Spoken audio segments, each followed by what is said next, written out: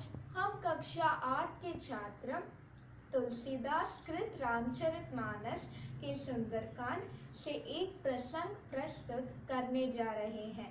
हनुमान जी सीता जी की खोज में अशोक वाटिका पहुंचते हैं। आइए देखते हैं फिर क्या हुआ। जह तह गही सकल तब सीता कर मन सोच, मास दिवस बीते मोही मारही निश्चर पोच। जब सब राक्षसियाँ सीता जी को अकेले छोड़कर यहाँ वहाँ चली जाती है, तब सीता जी सोचती है, एक महीने के बाद नीच राक्षस रावण मुझे मार डालेगा। त्रिजटासन बोली कर जोरी, मातु विपति संगनी में मोरी। तेजो दे कर बेगी उपाही, दुसबिरु अब नहीं सही जाई। हे त्रिजटा माता, तू मेरी विपत्ति की संगनी है। जल्दी कोई ऐसा कार्य कर जिससे मैं ये शरीर छोड़ सकूं। प्रभु श्री राम से यह विरह अब सहा नहीं जाता। आनी काट रच चित्ता बनाही, मातु अनल पुनि देहि लगाई। सत्य करहि मम प्रीति सयानी, सुने को श्रवण सूल संबानी। लकड़ी लाकर चित्ता बनाकर सजा दे हे माता, फिर उसमें आग लगा दे। तू मेरी प्रीति को सत्य कर दे। रावण की शूल के समान दुख देने वाली वाणी कानों से नहीं सुनना चाहती। सुनत बचन पर गई समुझांसी, प्रभु प्रताप बल सुजिस नाइसी। निसिना अनल मिल सुन सुकुमारी, असी कही सोजो निज भवन सिधारी। तुम्हारे प्रभु का प्रताप, बल और सुयश से हम परिचित है।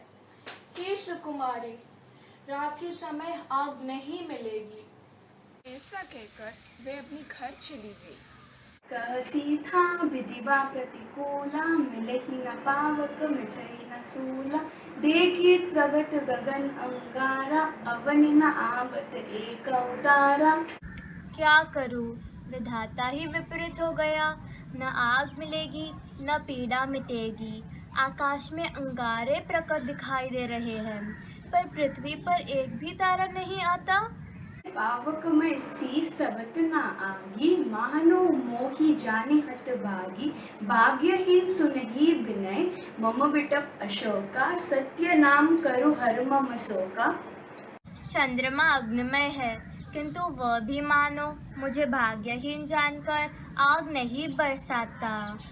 हे अशोक वृक्ष, मेरे शोक हर ले और तेरा नाम अशोक सत्य कर ले। नूतन किसले अनल समाना, देहि अग्नि जानि करहि निदाना। देखी परम विरहा कुल सीता, सोचन कपिहि कलप सम बीता। तेरे नए नए कोमल पत्ते अग्नि के समान हैं। अग्नि दे, विरह को मत बढ़ा। सीता जी को इस तरह विरह से व्याकुल नहीं देख सकता। कपि करे हृदय विचार, दिन मुद्रिका धारी तब। जनु अशोक अंगार, दिन ही हर्षि उठि कर गयो।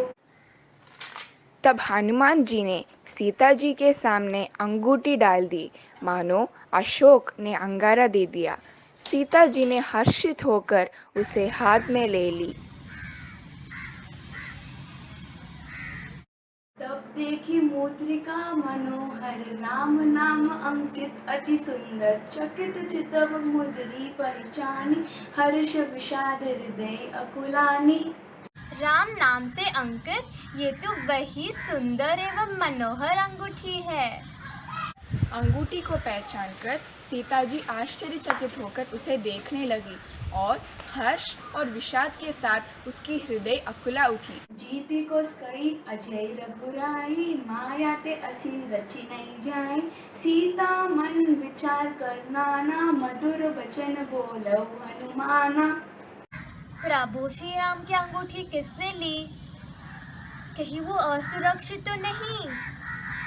नहीं नहीं, वह तो अजय है, उन्हें कौन जीत सकता है? कहीं ये माया तो नहीं? नहीं, माया से ऐसी अंगूठी नहीं बनाई जा सकती। सीता जी अपने मन में अनेक प्रकार के विचार कर रही थी। इसी समय हनुमान जी मधुर वचन बोले। रामचंद्र गुण वेद ना लागा, सुनत ही सीता कर दुख भागा। लागी सुने श्रवण मन लाही, आदि होते सब कथा सुनाही। वे श्री रामचंद्र जी के गुणों का वर्णन करने लगे, जिसे सुनते ही सीता जी का दुख भाग गया। वे कान और मन लगाकर उन्हें सुनने लगी। हनुमान जी ने आदि से लेकर की सारी कथा सुनाई। श्रवण मात जेहि कथा सुहाही, कही सो प्रगट होती किन बाही। तब हनुमान निकट चली गयो, फिर बैठी मन विस्मय भयो। जिसने कानों के लिए यह अमृत रूप सुंदर कथा कही, वह हे भाई प्रकट क्यों नहीं होता। तब हनुमान जी पास चले गए। उन्हें देखकर सीता जी मुंह फेर कर बैठ गई और उनके मन में आश्चर्य हुआ। रामदूत मैं मातु जानकी, सत्य शपथ करुणा निधान की। यह मुद्रिका माटु में आनी, दिनहि राम तुम कई सही दानी। है माता जानकी, मैं श्री राम जी का दूत हूँ।